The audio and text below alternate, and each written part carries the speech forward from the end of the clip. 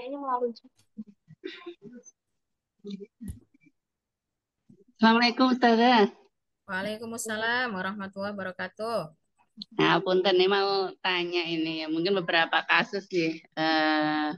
Apa namanya? Kalau di apa namanya di masyarakat itu kan masalah warisan itu kan kadang-kadang pelaksanaannya itu nggak segera gitu loh, Jeus. Jadi beberapa saya menemukan itu misalnya ya mbahnya itu udah meninggal. Nah, itu misalnya yang bapaknya gitu ya, bapak mbah itu ya. Nah, itu udah meninggal. Nah, di situ kan dia udah punya anak-anak gitu ya. Nah, itu kan biasanya kan tabu ya untuk bagi seperti itu. Nah, sehingga kan nanti pada tahap berikutnya itu misalnya ibunya apa namanya, istrinya itu masih hidup, tapi kan nanti ada juga anaknya tuh kan di rentang yang panjang itu ada anaknya yang sudah meninggal. Itu nanti gimana itu ya? Apakah bisa turun ke cucu begitu atau gimana ya kalau itu kan kayak jadi ruwet gitu loh saya membayangkan itu. Kalau seperti itu gimana sih? Iya, betul. Karena tidak sesuai dengan apa pesan-pesan Allah ya jadi ruwet gitu ya. Artinya tidak sesuai pesan-pesan itu gimana? Tidak segera dieksekusi. Padahal dieksekusi itu tidak harus dijual ibu-ibu. Ya, jadi ada ahli ya yang diajak untuk berkonsultasi sebagai konselor gitu ya. Untuk apa? Bagaimana nih pembagiannya? Gitu aja dulu, bukan harus dijual saat itu loh. Kan masih ada ibu loh yang tinggal di rumah itu. Gitu tidak, karena ini kita perlu menemukan hitungan, gitu kan? Jadi Hmm. yang penting tuh ditemukan hitungannya dulu, gitu. Jadi kalau hitungannya udah jelas, itu mau kapanpun dieksekusi, rumahnya dijual atau saat ibu nunggu saat ibu sudah meninggal, itu gampang nanti runutannya gitu. Kalau misalnya sampai ibunya juga meninggal, lalu saudaranya meninggal, seperti yang saya ceritakan tadi ya, saya bantu beberapa tuh kasusnya begitu, itu berkali-kali ngitung, karena nanti hitungannya berbeda. Jadi di dalam Islam itu, harta itu ada tiga ya Bu ya. Beda kalau di HKI kan gonogini gitu ya. Kalau dalam Islam Iya. tuh harta itu ada tiga. Harta A itu adalah harta suami. Harta suami itu adalah eh, harta yang dimiliki sebelum menikah. Misalnya dia sudah kerja atau dia dapat hibah dari orang tuanya atau dapat warisan dari orang tuanya itu adalah harta A. Kemudian harta B itu adalah harta bersama ya. Setelah menikah orang beli aset gitu di eh, ada kontribusi dari istri dan suami atau misalnya uang pure dari suami tapi suami menginginkan status hartanya sebagai harta bersama ya menjadi harta B gitu ya.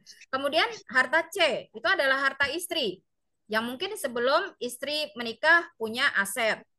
Nah, baik itu aset diperoleh dari bekerja atau dari hibah atau dari warisan gitu ya. Nah, ini ketika yang meninggal itu suami, maka harta C ini nggak boleh diotak-atik, nggak boleh.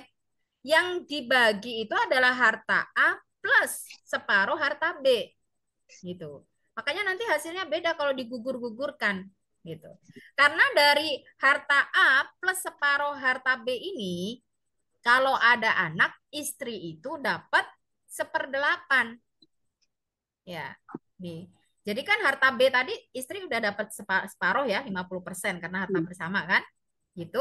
Itu masih dia masih dapat seperdelapan dari warisan gitu. Kalau 50%-nya kan dari haknya dia sebagai harta bersama.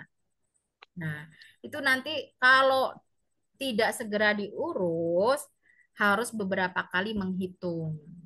Ya, harus beberapa kali menghitung dan mendata ya harta yang diwariskan oleh ayah itu apa saja dan ahli warisnya siapa. Lalu ketika ibunya meninggal, harta milik ibu itu apa saja dan ketika ibu meninggal, ahli waris yang masih ada siapa saja. Lalu kalau kakaknya meninggal, misalnya gitu ya. Nah, itu harus diurut begitu, nggak bisa langsung pokoknya harta yang ada didata lalu dibagi begitu saja. Nah, ini harta statusnya milik siapa? Ya kan? Nah, milik Hmm. siapa ini? Kalau dibaginya saat kakak meninggal itu masa ini menjadi warisan kakaknya kan tidak. Padahal ini asal hartanya dari orang orang tua gitu kan.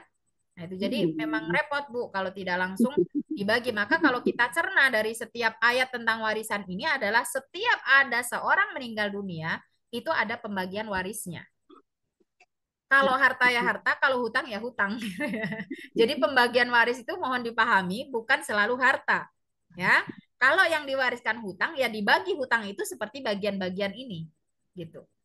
Harus ditanggung. Kecuali ada salah seorang anak yang bersedia untuk menanggung semuanya, itu enggak masalah gitu, tidak masalah gitu ya. Tapi kalau tidak maka dibagi sesuai dengan waris juga gitu. Itu Bu Hastuti ya. Ya, Jadi tanya satu lagi, Us. sebentar. Ini. Jadi makanya ini tugas kita semua ibu-ibu. Mari kita mulai dari keluarga kita ya, dari keluarga kita masing-masing.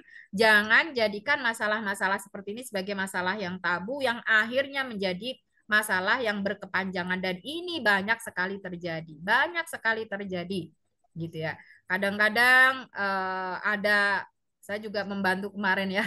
Ada kasus keluarga itu ayah ibunya sudah meninggal. Lalu masing-masing anak ini mengklaim bahwa rumah ini adalah hibah untuk dia. Yang satu lagi juga mengklaim begitu. Saya tanya ada saksi tidak? Tidak ada saksi. Terus masih atas nama siapa? Rumahnya orang tua. Ini nggak bisa kalau seperti itu. Ya. Nah, jadi ya mau nggak mau ini jadi warisan bukan hibah gitu. Karena apa? Hibah itu diberikan ketika masih hidup sehingga diurus administratifnya ya kalau sekarang itu dipindah tangankan atau dibalik nama ketika masih hidup itu sah gitu. Kalau tidak atau belum berarti harus bisa membuktikan bahwa itu adalah hibah. Cara membuktikan bagaimana?